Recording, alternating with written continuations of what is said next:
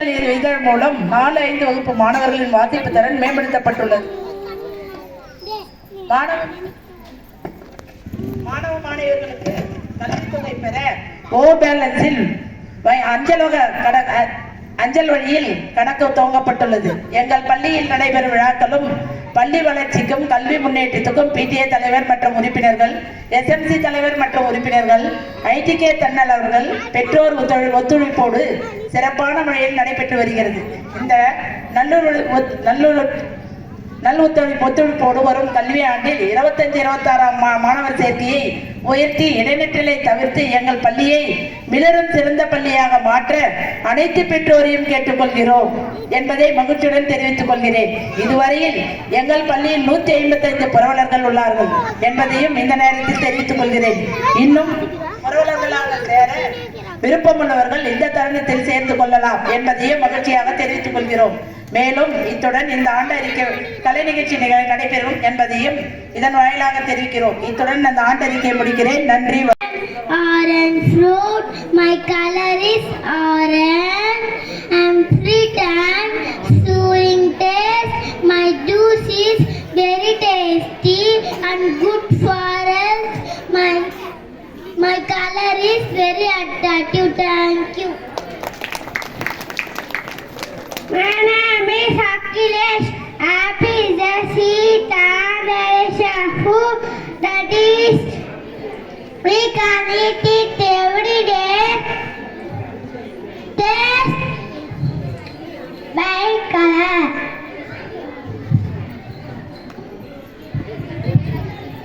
Good morning everyone. My name is Shiniyama. I am farmer. Farmer is a pillar of our nation. We work hard to supply food items for everyone living in the nation to have the less அனைவருக்கும் வணக்கம். குழந்தைகளே, நான் தான் அவ்வை பாட்டி வந்திருக்கிறேன். நான் ஒரு சங்கல கலப்பு புலவர். மன்னர் அதிகமான எனக்கு நீண்ட ஆளை தரும் நெல்லிக்கனியை கொடுத்த ஆத்திச்சூடி, கொன்றை வேண்டன், மூதுரை போன்றவை எனது நீதி நூல்கள் ஆகும். நான் இன்று உங்களுக்கு ஆத்திச்சூடி கற்றுத்தரப் போகிறேன். அதன் செயல் விரும்பு, ஆடுவது சினம், இயல்வது கதவு, ஈவது விளக்கு, உடையது விளம்பு, ஊக்கமடு கழுவிடு என ஏற்றிகளை ஏற்பது இகழ்ச்சி, அயமுட்டுனும் ஒப்புரகு ஒழுகு, ஓருவது ஒழிய, அவ்வையம் பேசு, அக்குவது சுருக்க. எனது ஆத்திச்சூடியை நீங்கள் அதன்படி வாழ வேண்டும் என்பது என் விருப்பம். நன்றி, வணக்கம். நான் தான் உங்கள் பாரதியா. அச்சமில்லை அச்சமில்லை அச்சம் என்பது இல்லையே. உச்சி மீது வானிலும் வீழ்கின்ற போதிலும் அச்சமில்லை அச்சமில்லை அச்சம் என்பதில்லையே. நான் தான் உங்கள் மகாகவி பாரதியா. நான் டிசம்பர் 11, 1882 ஆண்டு எட்டயபுரத்தில் பிறந்தேன். என் பெற்றோர் பெயர் சின்னசாமி, லட்சுமி அம்மா. நான் கண்ணன் பாட்டு, குயில் பாட்டு, பாஞ்சாலி சபுரம் போன்ற கவிதை நான் எழுதியுள்ளேன். என் தேசிய கல்வி புதுமை கவிஞர் என பல சிறப்பு பெயர் உண்டு. இந்தியாவின் சுதந்திரத்துக்காக பாடுபட்டுள்ளதில் நானும் ஒருவன். தமிழ் தொண்டாற்றுவதற்கு என் முதல் கடமையாகும்.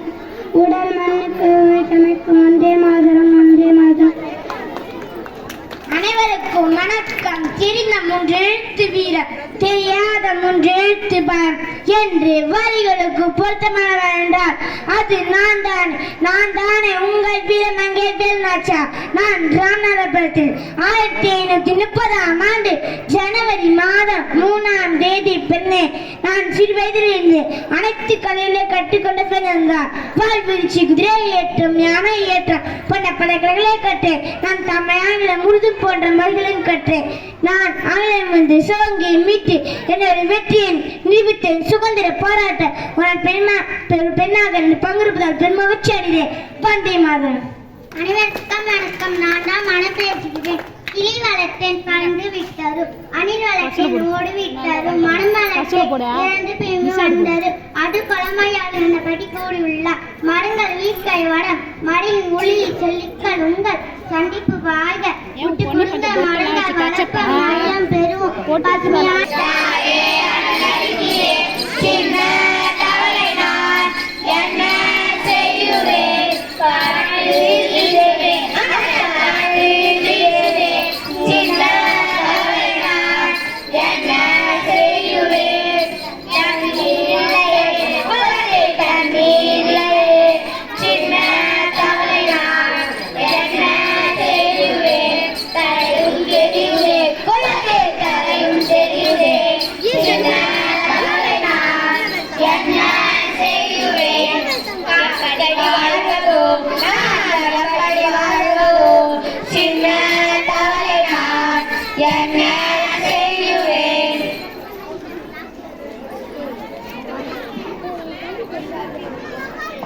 நண்பா, நீ காலையில் இருந்து என்னை வந்து பார்க்கவில்லையா? எனவே நீ எங்கு சென்று விட்டாயோ என்று மிகவும் வருத்தப்பட்டேன். உன்னை பார்த்த பிறகுதான் என் மனம் நிம்மதி அடைகிறது.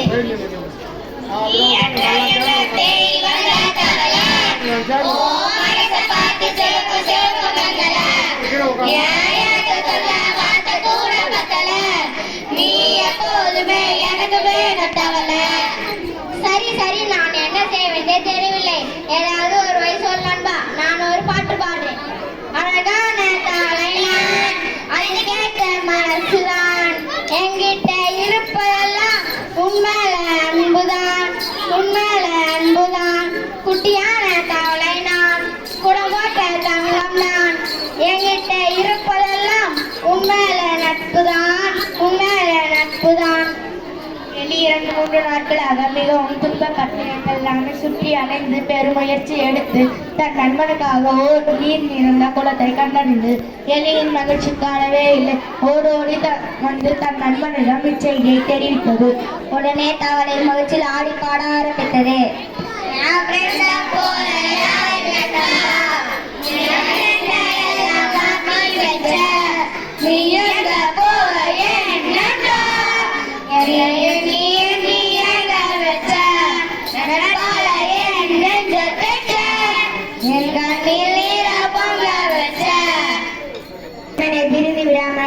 தம்மை ஒரு கயிற்றால் கட்டி கொண்டனர்.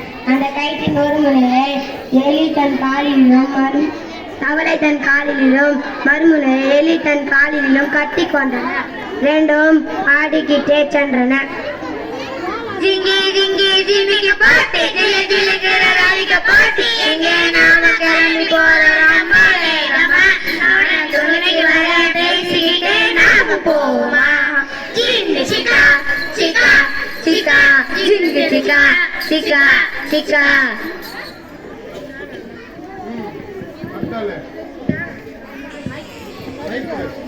எலி மிகவும் பாதுகாப்பாக தன் நண்பனை அழைத்து சென்றது. ஆனால் தவளையோ தன் நண்பனை முற்றிலும் மறந்து குளிர்ந்த காற்றின் சுகத்தில் குளத்தை நோக்கி குதிக்க எத்தனையிட்டது. நீரை நோக்கி ஒரே தாவாக தாவியது. பிணக்கப்பட்டிருந்த எலியும் அதோடு சேர்ந்து நீரில் வீழ்ந்தது. ஐயோ, என் நண்பன் என்னை மறந்து விட்டானே.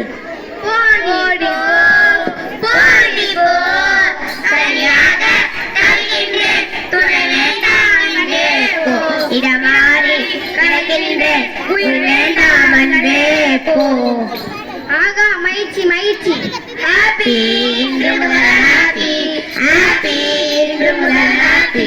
அங்கே ஓர் பறந்து வட்டுமிட்டு கொண்டிருந்தது. ஆகா, எனக்கு இறை என்று கிடைத்து விட்டது. மகிழ்ச்சியுடன் பாடியது.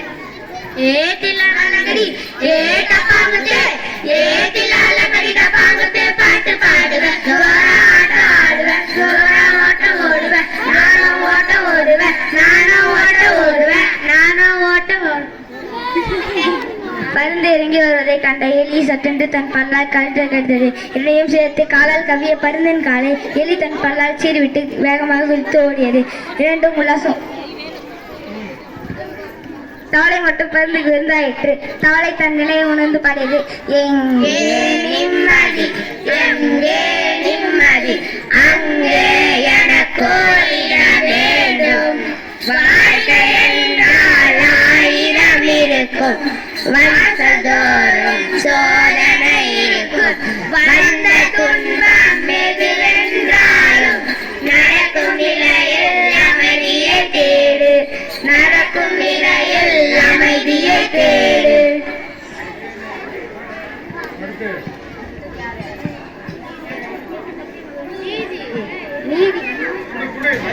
நன்றி மறந்தவர்களுக்கும் சுயநலவாதிகளுக்கும் தெய்வம் கொடுத்த தண்டனை அல்லவா இது? ஆனால் தவறு செய்யாத ஒருவன் தேவையின்றி தண்டனை அனுபவிக்கவும் கூடாது. தாளை சுயநலவாதி நன்றி வந்தது நண்பனையும் மனது. ஆனால் எலியோ உதவும் மனப்பான்மையுடன் நண்பனுக்காக பாடுபட்டது. அதே சமயம் எலி புத்திசாலி, நல்லவர்களுக்கு என்றும் துன்பமில்லை, துன்பம் நேரிட்டாலும் கடவுள் காப்பார். குறை ஒன்றுமில்லை மறைமூடி கண்ணா, குறை ஒன்றுமில்லை கண்ணா, குறை ஒன்றுமில்லை கோவிந்தா. வாழியவே பல்லாண்டு காலம் வினய சக்தி என்றும் வாழியவே, ஊர் பெரியோர்கள் அனைவரும் வாழியவே, பெற்றோர்கள் அனைவரும் வாழியவே, ஆசிரியர்கள் அனைவரும் வாழியவே, மாணவர்கள் வாழியவே, அவர்கள் கூறும் கருத்துகள் அனைத்தும் மறந்திடவே, வாழ வாழ வாழ வாழவே, வாழ வாழ வாழ வாழவே. நன்றி நன்றி நன்றி நன்றியே சபையோருக்கு ஆமா, சபையோருக்கு ஆமா. நன்றி நன்றி நன்றி நன்றியே அனைவருக்கும். சிறந்த பழங்கால நாகரிகம் அல்லது நவீன நாகரிகம் இந்த தலைப்பில் நாம் விவரமாக கேட்குள்ளோம். பழங்கால நாகரிகமே என வாதாட 4 நபர்களும் நவீன நாகரிகமே சிறந்தது என 4 நபர்களும் ஒரு அட வந்திருக்கிறார்கள். அவர்கள் அனைவரும் நான் வருக வருவேன் வரவேற்கிறேன். பட்டிமன்றத்தின் நடுவராக என்னை அழைத்தவர்கள் அன்புள்ள நெஞ்சங்களே, உங்கள் அனைவரும் நான் வாழ்க்கை வரவேற்கிறேன். பழங்கால நாகரிகமே சிறந்தது என பேசுகிறார் சஞ்சய் அவர்கள். அனைவருக்கும் வணக்கம். பழங்காலத்தில் நம் மக்கள் நூலாடைகளை உடுத்தினர். தமிழ்நாட்டின் வெப்பநிலைக்கு ஏற்ப கதர் வேட்டி, சட்டை, மேல் துண்டு, 8 கஜம் நூல் புடவை என்று எளிமையாகவும் ஆரோக்கியமாகவும் வாழ்ந்து வந்தனர். வயலில் வேலை செய்வதற்கு அப்படிப்பட்ட ஆடைகளே சிறந்ததாக இருந்தது. இப்பொழுது பாருங்கள், ஆண்கள் பெண்கள் வேறுபாடின்றி காட்டே உள்ளே புகாத ஜீன்ஸும் டிஷர்ட்டையும் போட்டுக்கொண்டு அதையும் கால் அரை முக்கால் என்று கிழித்து போட்டுக்கொண்டு நான் தான் ஸ்டைலா ட்ரெஸ் பண்றேன் என்று சொல்லி வாழ்கிறார்கள். பழங்கால உடைகளே நாகரிகமும் ஆரோக்கியமும் மாணவை என கூறி முடிக்கிறேன். நன்றி, வணக்கம். பழங்கால நாகரிகமே சிறந்தது என அழகாக விளக்கினர். வாழ்த்துக்கள். அடுத்ததாக டி பல்த்ரா அவர்கள். அனைவருக்கும் வணக்கம். நாகரிகத்தின் சிறந்த இன்றைய நவீன நாகரிகமே. முன்னால் பேசியவர் கால் அரை முக்கா என கிண்டலாக பேசினார். கால் டவுசர், அரை டவுசர், முக்கா டவுசர் காற்றோட்டத்திற்காகவும் வண்டி ஓட்டுவதற்காகவும் சௌகரியமாக இருக்குமே தவிர நீங்கள் கிண்டல் செய்வது போலல்ல, கிழித்து போட்ட ஆடைகளையும் அணுகின்றோம் என்கின்றார்கள். இது ஃபேஷன் ஐயா ஃபேஷன். இது கூட தெரியாமல் 8 கஜம் புடவைகள், வேறு நாகல், churidar, salwar, Patiala, palazzo, leggings, jeggings, kurta, gown, ஜென்சூட், பேகிஷ், மினிமிடி, ஸ்லீவ்லெஸ் எல்லாம் அணிந்தால் அழகுத்தான், உங்களுக்கும் தெரியும் தான். ஆனால் ஒத்துக்கொள்ளத்தான் மனம் இருக்காது. காலத்தோடு ஒத்து வாழ்க. நன்றி, வணக்கம். இன்றைய நாகரிகம் ஆடைகள் பெயர்கள் ஆஹா அருமை. அடுத்ததாக எம் கீதா அவர்கள். அனைவருக்கும் வணக்கம். பழங்கால நாகரிகம் உணவு. பழங்கால உணவு முறையே மிகவும் சிறப்பானது. பழங்கால கஞ்சி வகைகள், சிறுதானிய உணவுகள், சிறுதானிய பணியாரங்கள் மிகவும் சிறப்பானதாகும், ஆரோக்கியமானதாகவும் இருந்தது. பழங்காலத்தில் சிவப்பரிசி, கம்பு, கேழ்வரகு, சோளம், மாப்பிள்ளை சம்பா, கருப்பு கவுனி அரிசி போன்றவை சமைத்து உண்டார்கள். நோயின்றி வாழ்ந்தார்கள். இன்றைய உணவு முறை துரித உணவு என்று பெயர் வைத்துக் கொண்டு அரைவேக்காடு சாப்பாடை சாப்பிட்டு விட்டு நோயால் அவதிப்படுகிறார்கள். இப்படிப்பட்ட உணவை தவிர்த்துவிட்டு ஆரோக்கியமான உணவு உண்டு வாழ வாழ்த்துகிறோம். கடலை உருண்டை, எள்ளுருண்டை, வெல்லம், பனங்கற்கண்டு ஆகியவற்றை உண்டு ஆரோக்கியமான வாழ்வு பெறுங்கள். நன்றி, வணக்கம். பழங்கால நாகரிகம் உணவு மிகவும் சிறப்பு. வாழ்த்துக்கள். அடுத்ததாக டி கோகுல் அவர்கள். அனைவருக்கும் வணக்கம். பழங்கால உணவு முறையை பற்றி கூறினீர்கள், கேட்க நன்றாக தான் இருக்கிறது. இன்றைய சமுதாயத்திற்கு சரி வருமா என சிந்தியுங்கள். உணவு வகைகள் கொட்டி கிடக்கின்றது. இந்த உலகில் sandwich, shawarma, KFC, chicken noodles, French fries, gobi manchurian, nuggets, taco, take out, kebab, double நாட் போன்ற உணவுகளோடு mayonnaise, chilli sauce, tomato sauce வைத்து கொண்டு சுவைத்து பாருங்கள். இன்னும் பழைய காலத்தை பற்றியே சொல்லி கொண்டு இருக்கிறீங்க. அதை விட்டு வெளியே வாங்க. எல்லா உணவு வகைகள் உண்டு. சந்தோஷமாக வாழுங்கன்னு சொல்லி வாழ்த்தி விடை பெறுகிறேன். நன்றி, வணக்கம். உணவு வகைகள் கேட்கவும் சுவைக்கவும் நன்றாக தான் உள்ளது. என்ன பெயர் அது? வாழ்த்துக்கள். அடுத்ததாக கேசரி பிரசாந்த் அவர்கள். பழங்கால நாகரிகம் குழந்தை வளர்ப்பு. சபையோருக்கு வணக்கம். அன்றைய காலத்தில் காலை சீக்கிரம் எழுந்து தாய் தகவனுக்கு வைத்து பள்ளிக்கு செல்வார்கள் பிள்ளைகள். ஆனால் தற்போது ஆடை கொண்டு பென்சில் அழிப்பான் வரை பெற்றோர் எடுத்து கொடுத்து பிள்ளைகள் எடுத்து செல்கிறார்கள். ஓடி ஓடி பெற்றோர் பிள்ளைகளுக்கு வேலை செய்கிறார்கள். பண்டைய காலத்தில் டிவி, போன், கம்ப்யூட்டர் இவைகள் இல்லை. குழந்தைகளிடத்தில் கீழ்ப்படித்தல் இருந்தது, மரியாதை இருந்தது. பெற்றோர், ஆசிரியர், பெரியவர்களிடத்தில் மதிப்புடனும் மரியாதையுடனும் பேசும் வழக்கம் இருந்தது. விட்டு கொடுக்கும் குணம் இருந்தது. தற்போது பிள்ளைகளை பாருங்கள். பெற்றோர்களிடமோ பெரியவர்களிடமோ ஆசிரியர்களிடமோ ஒழுக்கமாக பேச தெரியவில்லை. அவர்கள் போக்கிலே செல்கிறார்கள். பெற்றோரும் கண்டிப்பதில்லை. கண்டித்தாலும் விபரீதம் ஏற்பட்டுவிடுமா என்ற பயம் வேறு. பண்டைய காலத்தில் குழந்தை வளர்ப்பு முறைகளை சிறந்தது என்று கூறிடம் சாருகிறேன். நன்றி, வணக்கம்.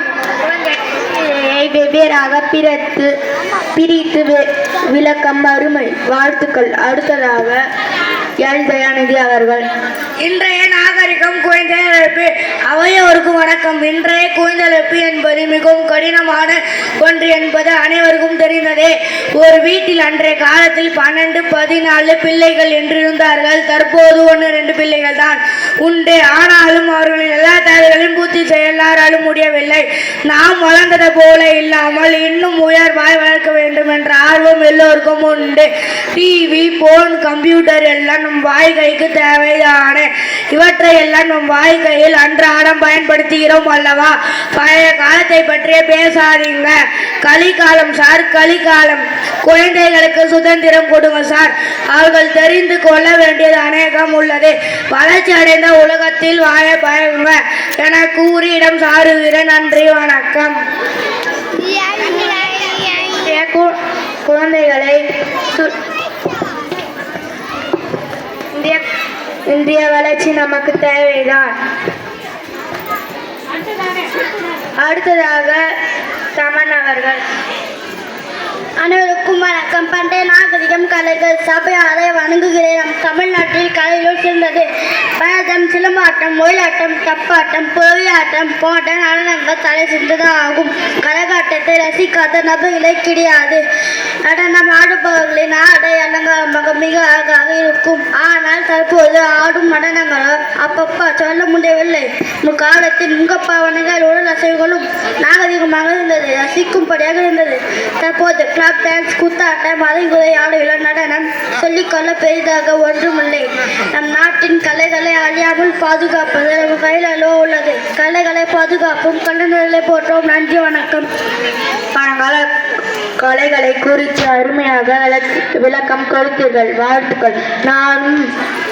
நானும் அந்த நாட்டுப்புற நடனங்களை கண்டு ரசித்திருக்கிறேன். அதை பார்க்கும்போதே நம் மனதில் புன்னகை. இந்த ஆண்டு விழாவை சீரும் சிறப்புமாக நடத்தி கொண்டு வருகிறார். இந்த விழாவிற்கு வருகை புரிந்துள்ள முன்னாள் தலைமை ஆசிரியர் மற்றும் இன்னாள் ஆசிரியர் பெருமக்கள், மாணவ பெருமக்கள் மற்றும் பெற்றோர்கள், எஸ்எம்சி தலைவர்கள் அனைவருக்கும் எமது நெமிலி வட்டார வளமையத்தின் சார்பாக வாழ்த்துக்களை கூறிக்கொண்டு, இந்த ஆண்டு விழா என்பது ஆண்டு முழுவதும் கற்றலினுடைய விளைவை வெளிப்படுத்தும், கலைத்திறனை வெளிப்படுத்த ஆர்வமாக இன்னும் இருக்கிறார்கள். ஆகியோரை கண்டுகளித்து இதை போன்று இந்த மாணவர்களை படித்து இந்த ஊரில் நல்ல பெயரும் அடைவதற்கு பெற்றோராகிய நீங்களும் பொதுமக்களாகிய நீங்களும் ஒத்துழைப்பை தருமாறு கேட்டுக்கொண்டு வாய்ப்புக்கு